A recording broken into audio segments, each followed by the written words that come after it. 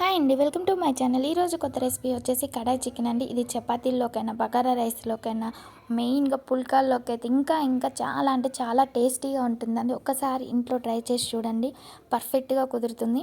ముందుగా దీనికోసం ధనియాలు, జీలకర్ర, సోంపు అండ్ ఒక బిర్యానీ ఆకు, మిరియాలు, యాలకులు అండ్ కొంచెం దాల్చిన చెక్క ఇవన్నీ వేసుకొని బాగా సువాసన వచ్చేంత వరకు వేయించుకోవాలండి. ఆ తర్వాత 4-5 ఎండుమిర్చి వచ్చేసి వేయించుకోవాలి. ఇవన్నీ బాగా వేగిన తర్వాత ఆ వేడి మీదనే దంచండి. ఆ వేడి మీద దంచడం వలన మెత్తగా అవుతాయి. మరీ మెత్తగా అవసరం లేదండి, కొంచెం బరగ్గా ఉంటే సరిపోతుంది. తర్వాత ఒక మిక్సీ జార్ తీసుకొని అందులోకి టమాటాలు, ఒక 2 టమాటాలు, కొంచెం పెరుగు, ఆ తర్వాత కొంచెం జీడిపప్పు ఉంటాయి కదండి, మంచి జీడిపప్పు అయితే తీసుకోండి. ఆ జీడిపప్పు మంచివి అయితే ఇంకా టేస్ట్ అనేది చాలా బాగుంటుంది.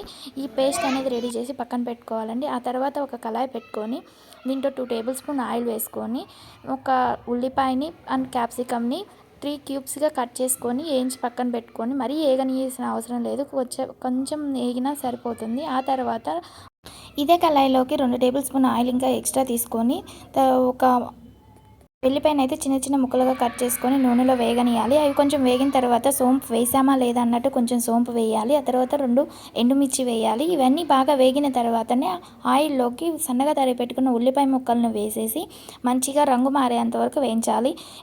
వేగిన తర్వాత దీంట్లోకి అల్లం వెల్లుల్లి పేస్ట్ అయితే 1 టీ స్పూన్ వేయండి. ఇది వేసేసి తర్వాత ఒక పచ్చిమిర్చిని సన్నగా తరుక్కొని వేసుకున్న తర్వాత అవి బాగా మగ్గిన తర్వాతే మనం ముందు పట్టి పెట్టుకున్న పేస్ట్ ఏదైతే ఉందో అది దీంట్లో వేసుకోవాలండి. నేను ఇక్కడ మర్చిపోయి అల్లం వెల్లుల్లి పేస్ట్ తర్వాత వేసాను. మీరు ఉల్లిపాయలతో పాటు వేసేసి బాగా వేగనివ్వండి.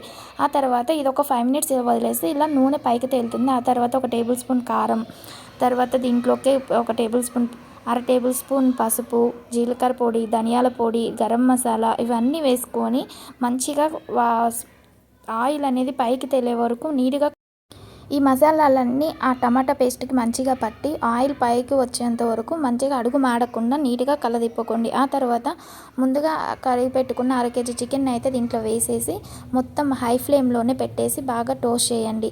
ఇది బాగా అంటే రెడ్గా అయ్యేంత వరకు బాగా ఏగనివ్వాలి. అయిన తర్వాత మనం ముందుగా పట్టి పెట్టుకున్న పొడి అయితే ఉంది కదా, అది సగం వేసేసి కొద్దిసేపు మగ్గనివ్వండి. చూడండి, నేనైతే 20 మినిట్స్ తర్వాత చూసాను, ఇలా మొత్తం బాగా ఉడికిపోయింది. ఆ ఉడికిన తర్వాత మనం దించేసే ఒక 2-3 మినిట్స్ ముందు అవి క్యాప్సికమ్ అండ్ ఉల్లిపాయ ముక్కలు ఉన్నాయి కదండి, అవి వేసుకోవాలి. అవి వేసుకొని 1 మినిట్ ఉంచిన తర్వాత లాస్ట్లో మిగిలిపోయిన పొడి ఏదైతే ఉందో అది కూడా వేసేసుకొని కొంచెం కొత్తిమీర వేసుకొని సర్వ్ చేసుకుంటే వేడి వేడి కడాయి చికెన్ అయితే అంతే అండి. వేడి వేడి కడాయి చికెన్ అయితే రెడీ. నచ్చితే లైక్ చేయండి.